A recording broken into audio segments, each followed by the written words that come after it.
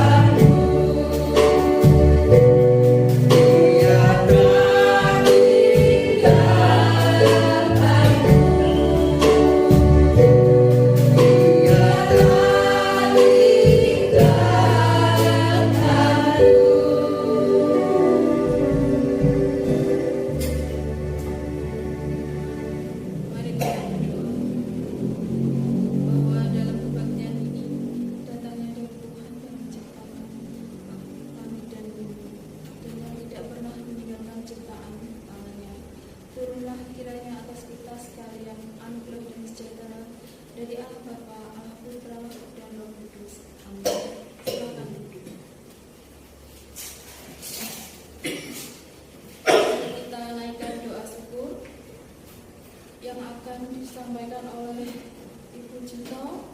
Namun sebelumnya kita memuji Tuhan dengan pujian. Ku bersyukur padamu, oh Yesusku.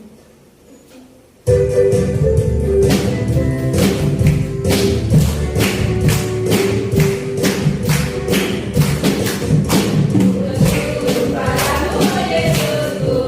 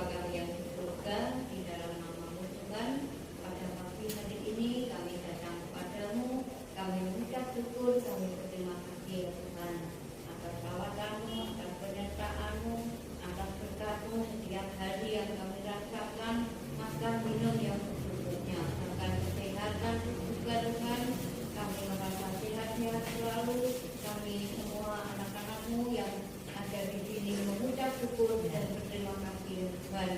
Seperti puji-pujian walaupun badai mengamuk, tapi kami tetap bersyukur dan terima kasih kepada-Mu setiap saat Tuhan. Karena Engkau campur tangan, Engkau memberkati kami setiap hari. Bila saat ini Engkau memberkati kami kesempatan untuk datang di hadirat-Mu, untuk beribadah, memuji dan memuliakan nama-Mu bersama-sama ini Tuhan. Waktu dan kesempatan ini Bapa, kami bersyukur, kami berterima kasih ya Tuhan. Bahkan sebentar kami akan mendengarkan kebenaran firman-Mu juga Tuhan. Kami bersyukur dan terima kasih biarlah firman-Mu nanti yang akan kami dengar boleh menjadi berkat, boleh menjadi kekuatan di dalam kehidupan kami hari lepas hari ya Tuhan. Terima kasih Bapa, terima kasih Tuhan. Kami serahkan doa syukur kami waktu ini dalam nama-Mu, dalam nama Tuhan Yesus, haleluya. Mari kita memuji Tuhan dengan pujian. Oh Tuhan, pimpinlah langkahku. Selalu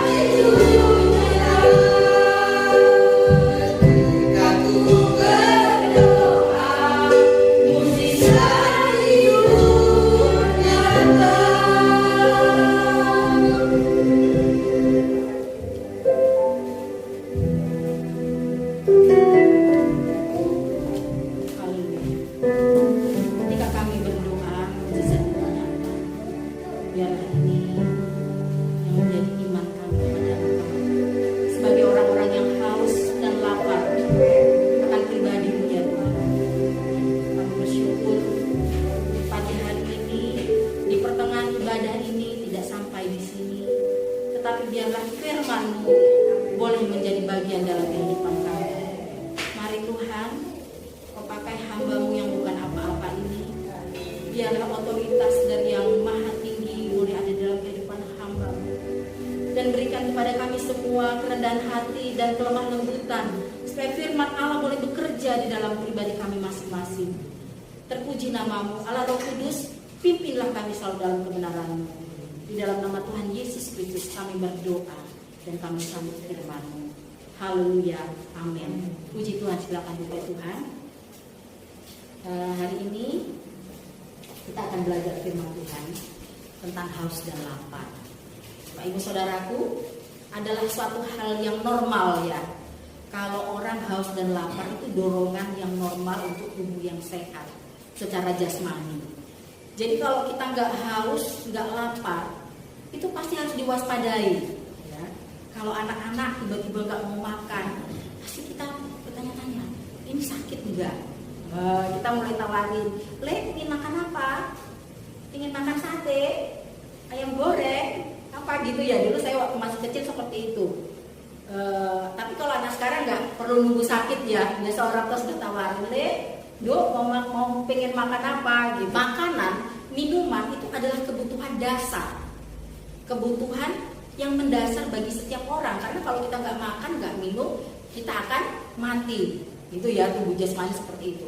Tetapi rupanya secara rohani juga Yesus menggambarkan bahwa kehidupan kita juga perlu makanan. Jiwa kita, hati kita, rohani kita itu butuh makanan yang mendasar. Apakah makanan itu? Makanan itu adalah kebenaran. Matius 5 ayat 6 mengatakan, berbahagialah orang yang lapar dan haus akan kebenaran, karena mereka akan dipuaskan. Bapak Ibu Saudara, ini adalah salah satu tema dalam khotbah di bukit. Khotbah di bukit ini memang agak aneh gitu ya. Kok bisa orang berbahagia, lapar dan haus? Ya, bahkan untuk tema yang pertama, berbahagialah orang yang miskin di hadapan Allah, karena mereka lah yang punya kerajaan surga. Seperti itu. Itu sesuatu yang aneh ya, bagi dunia aneh. Kok berbahagia orang miskin, orang berduka cita, bahkan yang sekarang kita temukan adalah orang yang haus dan lapar. Kita mungkin berpikir kalau orang kelaparan, kehausan itu kurang beruntung ya Bapak Ibu ya. Tetapi Yesus memberikan gambaran, inilah seharusnya kehidupan kita. Kita harusnya sadar betul. Kalau kemarin itu tentang berbahagialah orang yang miskin di hadapan Allah, bukan bicara miskin secara materi, tetapi berbicara soal miskin, sadar betul di hadapan Tuhan bahwa kita ini adalah orang yang berdosa. Kita nggak layak di hadapan Tuhan. Kita miskin di hadapan Tuhan. Kita hina di hadapan Tuhan. Dan hari ini kita belajar bahwa kita itu berbahagia kalau kita itu menjadi orang yang haus dan lapar akan kebenaran. Karena kebenaran itu adalah kebutuhan. Kebutuhan yang paling mendasar dalam kehidupan rohani seseorang. Rohani seseorang akan mati kalau dia tidak mengkonsumsi yang namanya kebenaran. Ya, kita lihat, makanan dan minuman itu adalah kebutuhan dasar tubuh jasmani. Tetapi kebenaran adalah kebutuhan dasar rohani. Next. Kalimat berbahagialah orang yang haus dan lapar. Berbahagia itu artinya makarios. Ya. Makarios itu artinya berbahagia atau diberkati, Bapak Ibu. Tetapi bukan berbahagia sembarangan berbahagia. Jangan kita membayangkan bahagia atau diberkati yang dikatakan di dalam Matius 5 ini, khotbah di bukit ini adalah mengenai orang diberkati secara materi, orang diberkati luar biasa berlimpah-limpah dengan berkat kekayaan. Mungkin ada orang yang mendambakan dia harus cantik, dia harus terkenal, dia harus berprestasi hebat, luar biasa. Bukan berbicara soal itu. Kekayaan, jabatan, kecantikan mungkin itu sementara. Banyak kan orang mendambakan kekayaan. Apakah semua orang kaya bahagia? Karena kekayaan bukanlah ukuran seseorang disebut bahagia. Kalau kita pulang ya kekayaannya tinggal semua, kesuksesan, kesenangan, kekayaan. Kalau tiba saatnya Tuhan panggil kita, itu gak ada gunanya saudara. Kecuali kita berdiri di hadapan Tuhan, dan kita bertanggung jawab untuk apa yang kita lakukan di dunia ini. Semua orang pada akhirnya harus dihakimi sesuai dengan perbuatannya. Sebab itulah Yesus datang di tengah-tengah kita, hidup di dalam hidup kita, karena dialah yang memberi hidup. Jadi Bapak Ibu Saudara yang dikasihi oleh Tuhan, berbahagia atau yang disebut makarios itu kebahagiaan yang sejati, bukan kebahagiaan yang semu, kebahagiaan yang berkaitan dengan kekekalan, kebahagiaan yang berkaitan dengan kehidupan kerajaan sorga, sifatnya kekal, berkualitas.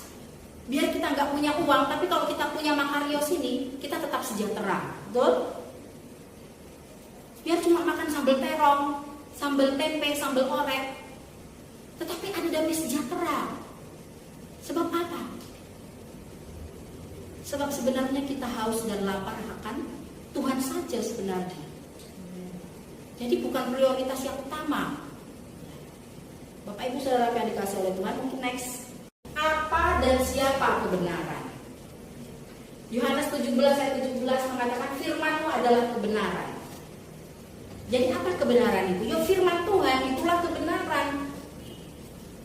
Yohanes 14 ayat 6. Kata Yesus kepadanya, akulah jalan dan kebenaran dan hidup. Tidak ada seorang pun yang datang kepada Bapa kalau tidak melalui Aku. Bapak Ibu Saudara yang dikasihi oleh Tuhan. Jadi kalau kita berbicara soal kebenaran, kebenaran itu juga adalah pribadi Yesus Kristus. Dia adalah sang kebenaran. Sang kebenaran yang menyelamatkan saudara dan saya. Kenapa dia disebut kebenaran? Karena dia adalah firman yang menjelma menjadi manusia. Dialah sang firman. Di dalam Yohanes 1 ya, dialah sang firman. Dia turun, dia ada di antara kita. Dia turun menjadi manusia. Sang firman yang menjelma menjadi manusia. Sebab itulah dialah sang kebenaran. Kenapa kita perlu kebenaran? Kenapa itu menjadi kebutuhan pokok yang mendasar dalam kehidupan kita, khususnya kita sebagai manusia?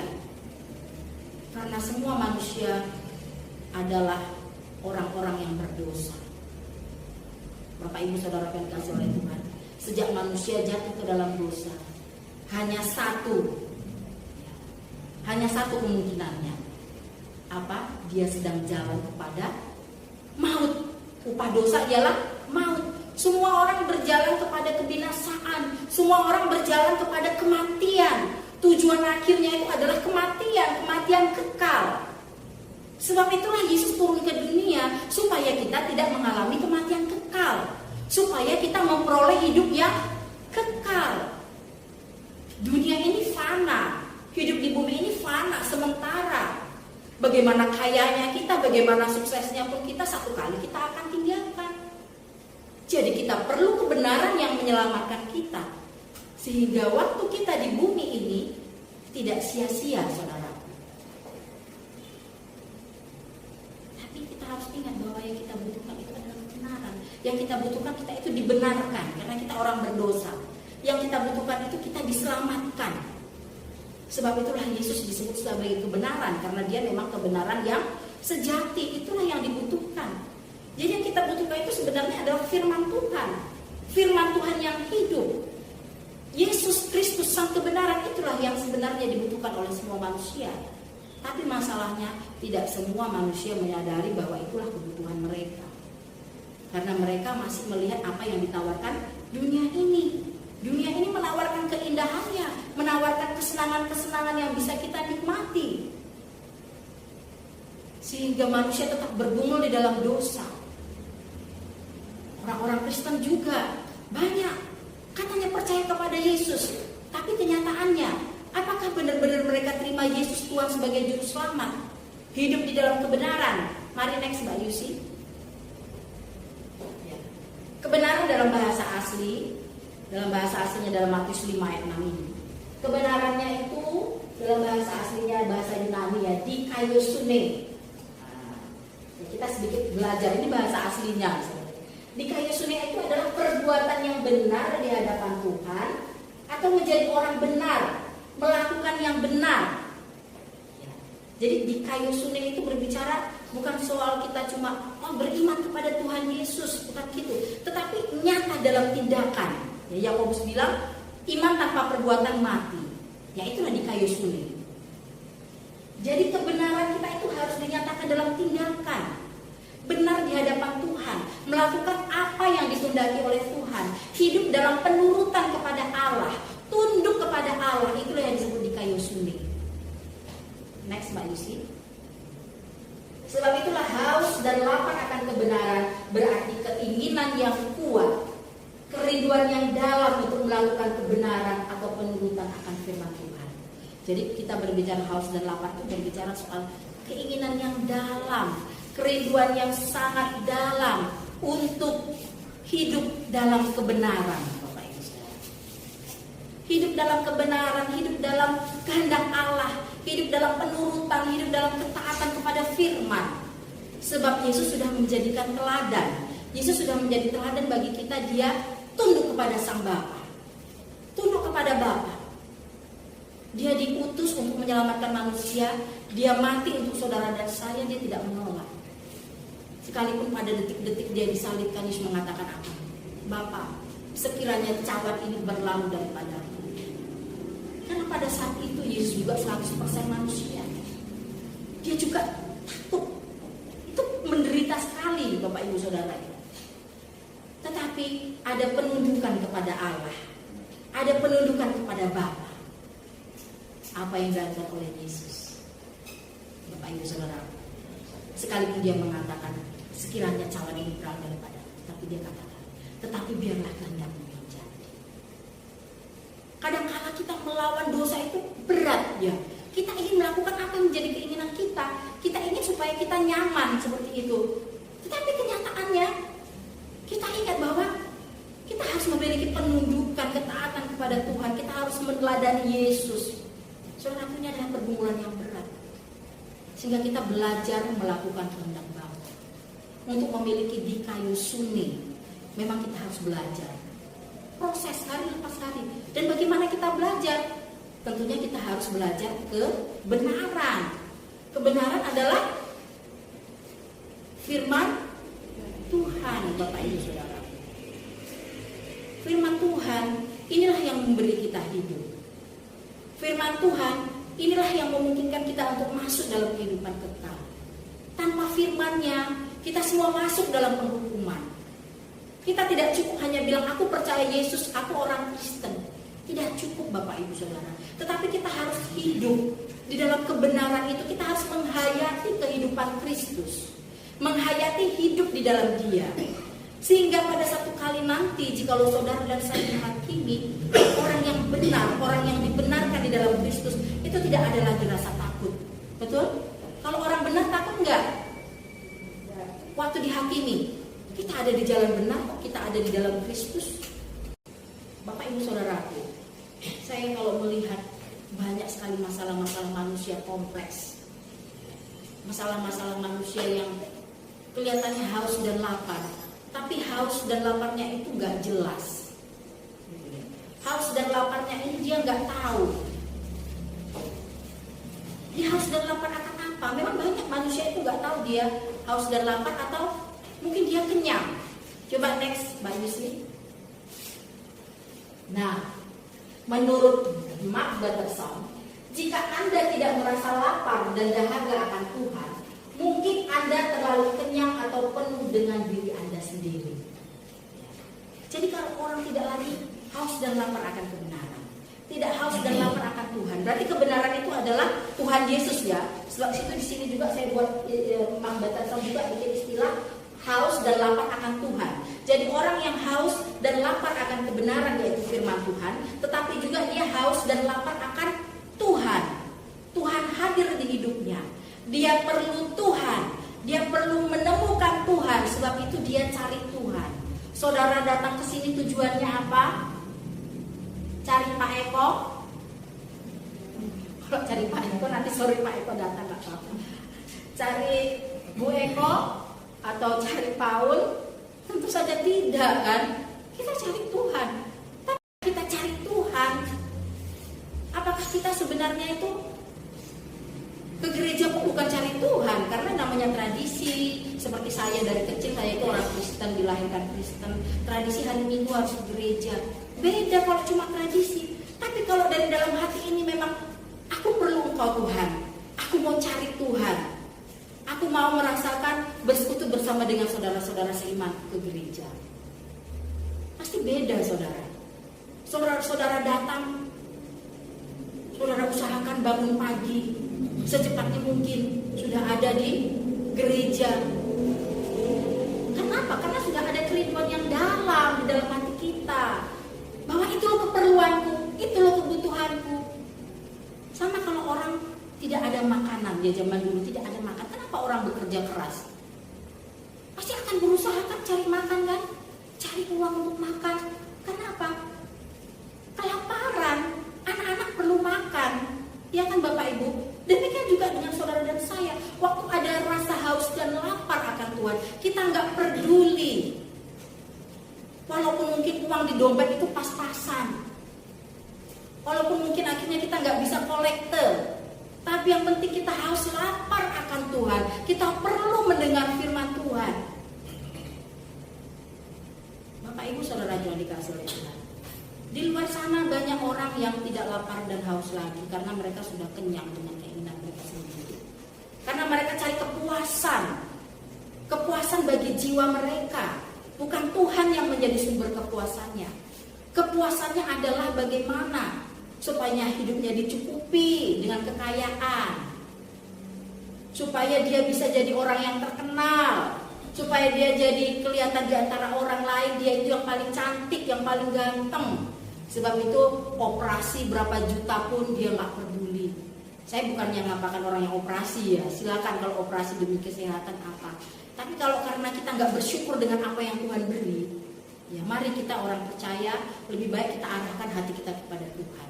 Tuhan itu menghargai kita bagaimanapun keadaan kita. Bukankah hidup kita ini pemberian Tuhan? Tubuh kita ini pemberian Tuhan.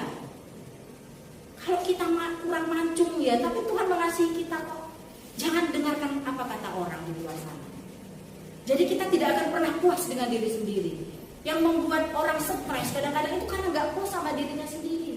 Saya lihat ada seorang teman di media sosial, aktif di media sosial, bikin yang gaya begini, gaya begitu, yang ikut senam begitu, senam begini, supaya orang puji dia, supaya orang kelihatan itu orangnya modern ya, gaya hidupnya berbeda, dia kaum milenial, dia orang yang modern, yang keren. Ya. Padahal saya tahu anaknya saja sampai tidak diurusin gitu ya. Karena apa? Karena terlalu banyak gaya supaya orang lihat dia itu berharga. Jadi rasa berharganya itu dia tunjukkan kalau dia penampilannya itu keren, kalau penampilannya bagus, ya itu tandanya dia berharga. Padahal rasa berharga kita di dalam Yesus Kristus bukanlah seperti itu. Tuhan mengasihi saudara apapun keadaan kita. Dia mengampuni kita, dia memberikan kita anugerah supaya kita diselamatkan, mengenalkan kita kepada kebenaran. Baik kita tinggi, pendek, lurus rambutnya, keriting rambutnya, apapun semua sama dia, kaya, miskin. Mungkin kalau di hadapan manusia itu berbeda ya kan, karena manusia punya pikiran seperti itu, lihat penampilan, tapi Tuhan tidak pernah melihat penampilan kita. Yang Tuhan lihat adalah sikap hati kita. Sikap hati yang haus dan lapar akan kebenaran. Sikap hati yang haus dan lapar akan firman Tuhan, pribadi Tuhan. Saya berapa kali sudah memberikan contoh. Banyak orang itu kadang-kadang sebenarnya butuhnya itu bukan butuh Tuhan. Butuhnya adalah butuh berkat Tuhan. Saudara, sedih ya kalau seorang ayah pulang bawa oleh-oleh, anaknya langsung yang direbut, ayah pulang, langsung diambil oleh-olehnya ya. Terus ayahnya nggak disapa, nggak ditegur, sedih nggak? Ya Bapak di surga juga kadang seperti itu. Kita maunya mujizat, Tuhan aku mau mujizat, aku mau berkat, tapi kita nggak mau cari Tuhan, saudara. Banyak orang Kristen itu memperlakukan Tuhan itu seperti itu. Ya. Tuhan itu memang Maha Kuasa, bisa melakukan apapun. Di saat aku percaya, di saat aku berdoa, mujizat itu nyata, itu sering kita nyanyikan. Tetapi masalahnya apakah kita berdoa, apakah kita percaya dengan lapar dan haus akan Tuhan untuk melakukan kehendak Tuhan? Atau firman Tuhan itu hanya kita dengar? Ya, masalahnya di banyak orang Kristen itu firman Tuhan itu cuma didengar, ya sudah. Tetapi tidak dilakukan, tidak dihidupi. Itulah yang menjadi masalah. Bapak Ibu Saudara, kalau namanya kita makan, kalau saya dikasih makan gitu, apakah makanan saya masukkan di kantong saya, di saku saya? Ada gunanya enggak saya masukkan di kantong saya? Tidak, besoknya busuk, ya kan? Kan ada makanan tentu dimasukkan ke mulut. Supaya apa?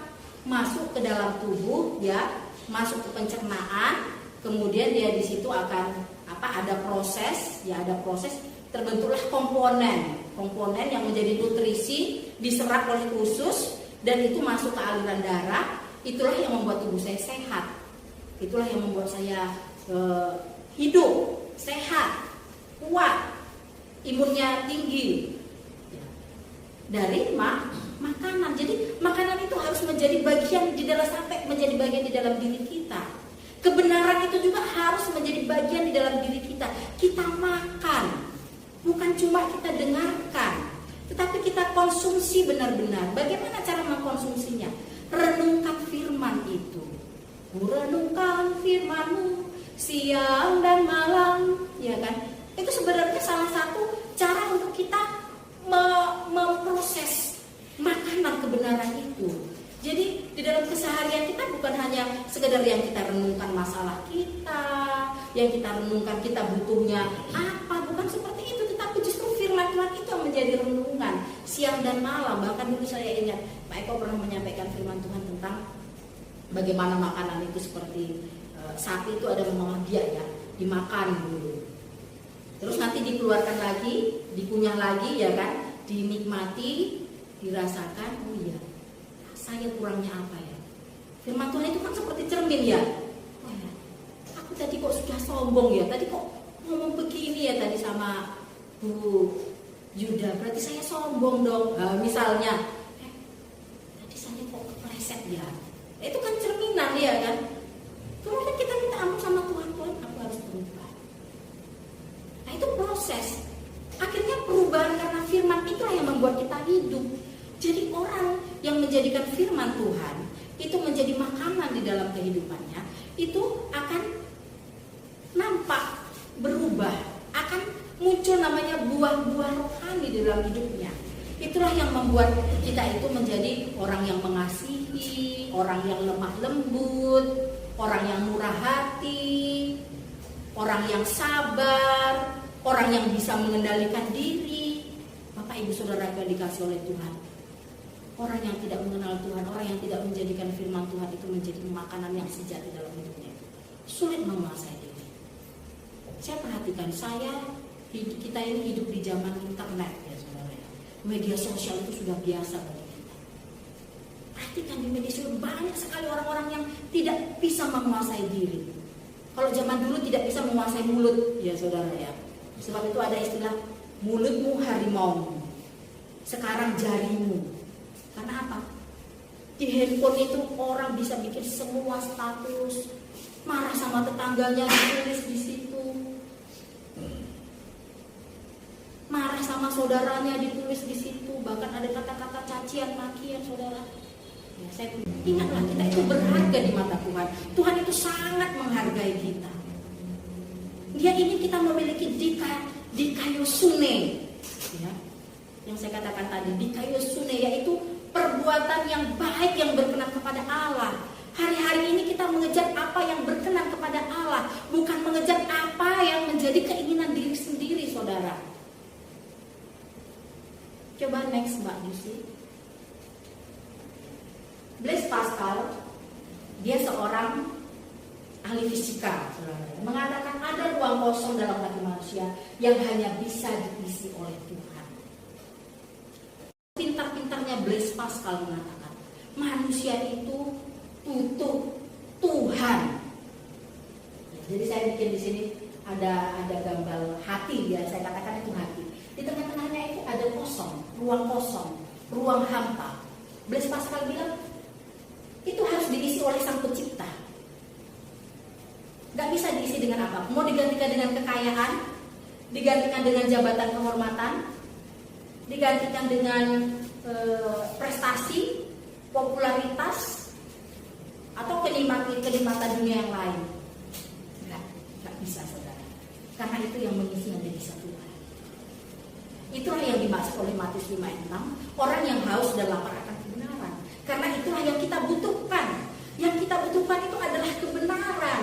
Yang bisa memuaskan kita itu adalah kebenaran di dalam Yesus Kristus. Yang bisa memuaskan kita itu adalah saat kita melakukan kehendak Tuhan, saat kita mengejar perkenanan Tuhan.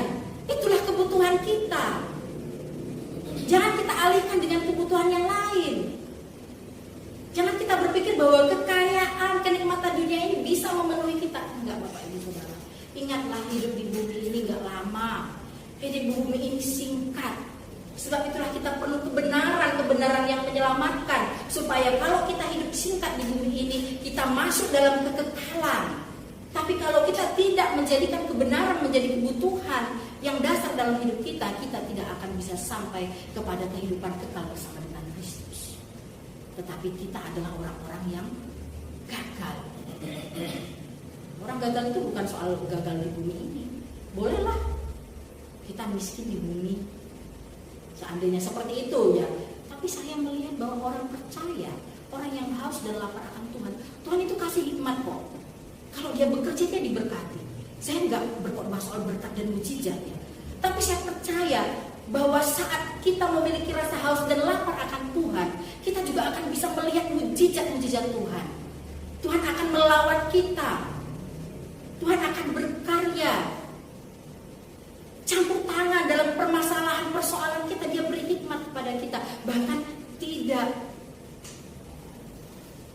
tidak kecil kemungkinan, bahkan sangat besar kemungkinan kalau dia berkenan, saudara, dia buat mujizat kepada kita. Kenapa saya mengatakan demikian? Karena saya mengalami. Jadi saya hanya mengatakan kepada kita, firman Tuhan hanya mengatakan, milikilah rasa haus dan lapar. Soal berkat, gak perlu kita mengejar. Kalau kita haus dan lapar akan Tuhan, menjadikan Tuhan segala-galanya di dalam hidup kita. Dan kita juga bertumbuh menjadi orang yang suka bekerja. Saya percaya pekerjaan kita diberkati Tuhan. Bekerjalah seturut apa yang dirindukan Tuhan, apa yang dikehendaki oleh Tuhan, apa yang halal di hadapan Tuhan, apa yang dirindukan oleh Tuhan, Bapak Ibu Saudaraku. Ora et labora, bekerja dan berdoa. Berarti dalam doa kita itu Tuhan juga mengarahkan pekerjaan apa. Ada beberapa anak Tuhan itu berdoa, Tuhan, kok ini gagal ya. Tapi pada saat dia, Tuhan sudah deh, yang penting aku cari Tuhan. Sekarang sesuai dengan hikmat-Mu, aku bisanya ini. Dia kerjakan, saudara, dengan telaten, dengan tekun.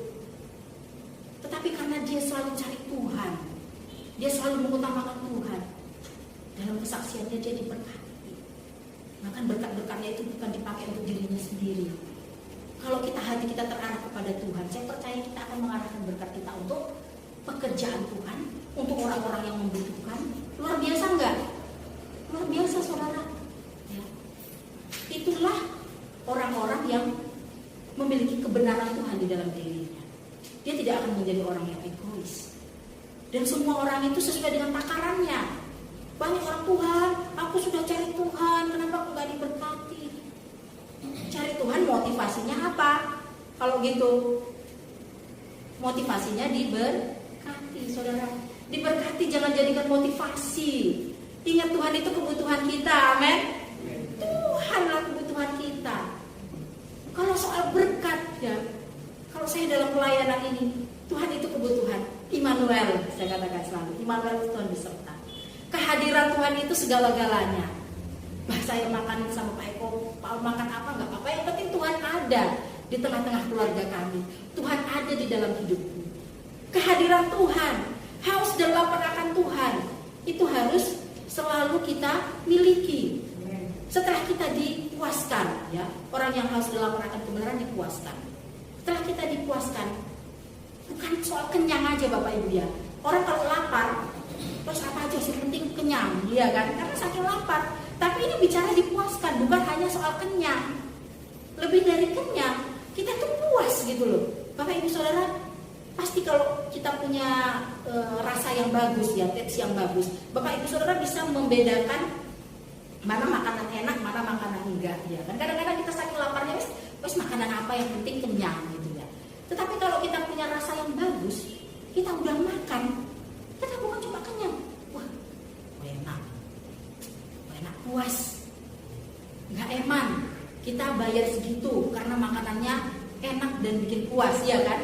Besok gak apa-apa diulangi lagi, datang ke rumah makan itu, iya kan? Kenapa? Karena ada kepuasan. Demikian juga waktu kita makan kebenaran yang sejati, kita itu dipuaskan. Kita sudah puas, besok kita ingin lagi. Oh iya, aku mau cari Engkau lagi Tuhan. Setiap saat aku perlu Engkau Tuhan, aku butuh Engkau Tuhan. Ada kerinduan yang dalam di dalam diri kita untuk selalu mencari Tuhan. Mencari Tuhan bukan soal kita hanya ke gereja, Bapak Ibu Saudara. Hari-hari kita di rumah, ambillah waktu untuk kita cari Tuhan. Sisihkan waktu. Sebelum kita bekerja, jam berapa Bapak Ibu Saudara bangun? Pagi-pagi sekali, ambil waktu baca Alkitab. Ambil waktu untuk bersekutu dengan keluarga. Kemarin ya kita sudah dibagikan ada renungan. Saya juga bagi renungan sekali-sekali di grup WA kita. Itu adalah untuk orang-orang yang haus dan lapar akan Tuhan. Kita punya channel YouTube seperti ini, biasa saya teruskan. Hanya orang yang haus dan lapar akan Tuhan, yang peduli kebenaran firman Tuhan, karena dia tahu kebenaran adalah kebutuhan. Saya gak heran sebenarnya channel-channel rohani gak banyak yang berminat. Orang sukanya nonton Atta Halilintar, Deddy Kobuser, ya enggak? Apalagi itu artis-artis. Kalau di sinetron Ikatan Cinta, nonton Ikatan Cinta bisa berjam-jam. Tapi coba kita bikin waktu kita setengah jam aja untuk membaca firman, untuk berdoa. Saudaraku, kalau saudara kita nonton sinetron, kita lihat YouTube hiburan, ya itu hanya sebentar aja memuaskan kita, tetapi tidak bisa mengisi kekosongan ini. Ya. Tetapi kalau kita jadikan firman yang hidup itu menjadi kebutuhan di dalam hidup kita gak bisa hidup tanpa firman. Nanti sampai di kekekalan, saudara. Karena firman itu berbicara soal kekekalan. Kita gereja gak banyak bicara soal hidup di bumi ini. Berapa lama sih kita di bumi? 80 tahun, 100 tahun kalau kita bisa.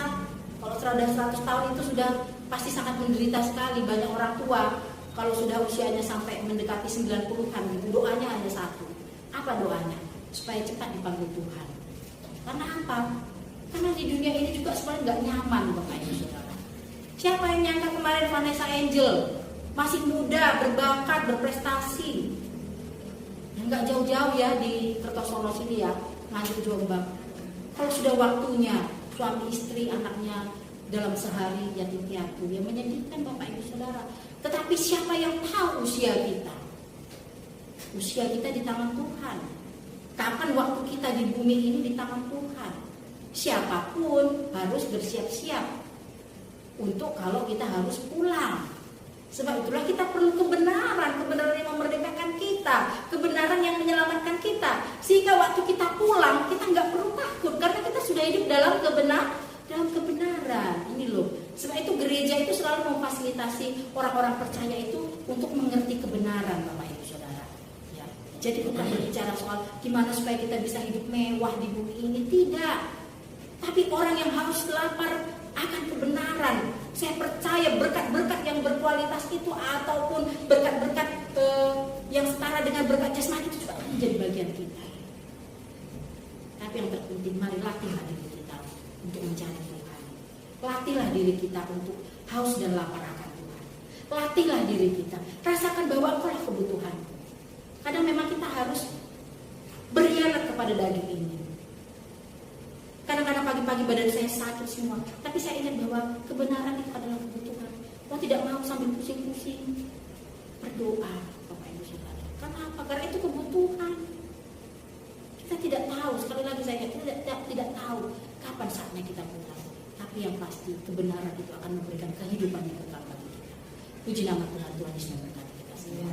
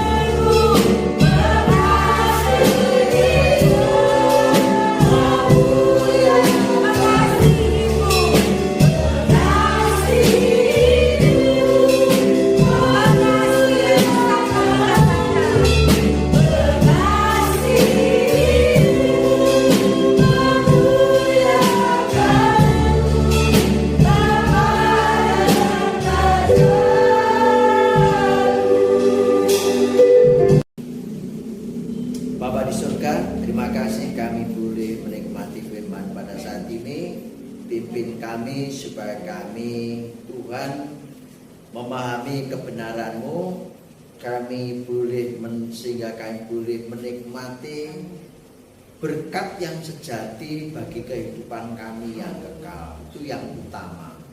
Bapa di surga, terima kasih meteraikan dalam hati pikiran kami. Kami serahkan ya Tuhan segala puji hormat bagi nama Tuhan yang telah memberi kesempatan bagi kami untuk belajar kebenaran firman-Mu, menikmati akan firman. Kami serahkan saat ini Bapak Ibu Saudara kami dalam tangan kuasa-Mu yang hadir saat ini.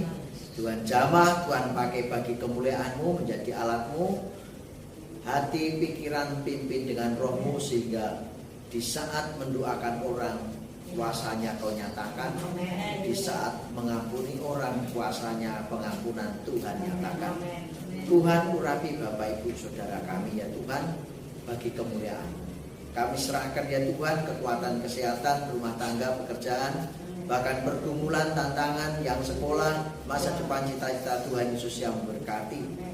Terima kasih ya Tuhan pun Bapak Ibu Saudara kami yang bisa hadir ataupun di perantauan kami serahkan dalam nama Tuhan Yesus. Bapak kami serahkan Bang juga untuk sinode kami dari pusat sampai daerah, persiapan kongres dan perlukan panitia yang bekerja Tuhan saya memberkati pimpin bahkan seluruh gereja-gereja KIN ya Tuhan Yesus. Jika Tuhan mengizinkan biarlah semua terjadi ya Tuhan untuk kongres langsung.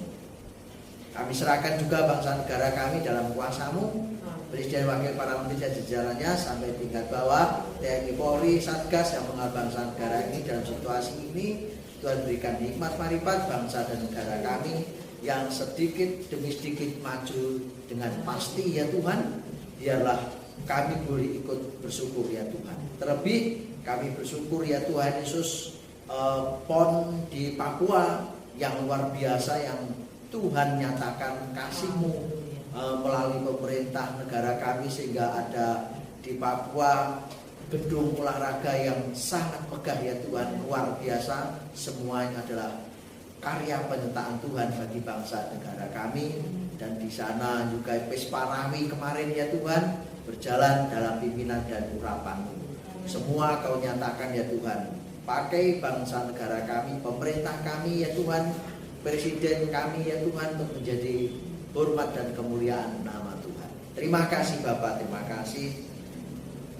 Mari kita mengadakan hati pikiran kita kehadirat Tuhan, Allah yang punya berkat, punya kekuatan dan kuasa, yang kasih-Nya melimpah di dalam Kristus Yesus dan oleh pimpinan Roh-Nya yang kudus yang selalu menyertai kita.